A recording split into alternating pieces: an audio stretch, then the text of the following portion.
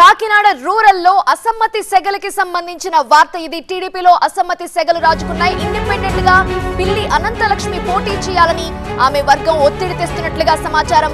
అయితే కనీస సమాచారం లేకుండా టికెట్ కేటాయించడంపైనే ఆగ్రహంగా ఉంది ఆమె వర్గీయులు. అలాగే పిల్లి అనంతలక్ష్మి ఇంటికి జనసేన అభ్యర్థి పంతం నానాజీ వెళ్లారు. పిల్లి అనంతలక్ష్మి వర్గాన్ని ఒప్పించే పనిలో ఉన్నారు పంతం నానాజీ.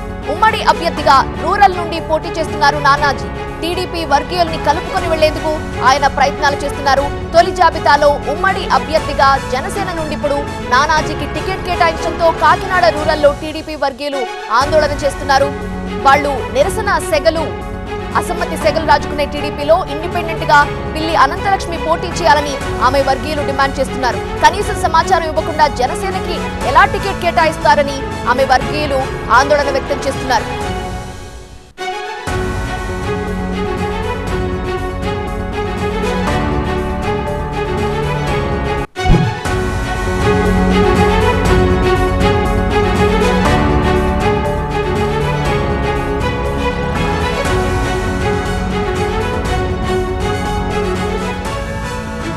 మరొక బ్రేకింగ్ న్యూస్ చూస్తున్నాము. మండపేటలో జనసేన ఇన్ఛార్జ్ లీలాకృష్ణ వర్గీయులు భేటీయారు. పొత్తులో మండపేట టికెట్ సిట్టింగ్ ఎమ్మెల్యేకే కేటాయింపు జరిగింది. మండపేట టికెట్ కోసం చివరి వరకు లీలాకృష్ణ ప్రయత్నం చేశారు.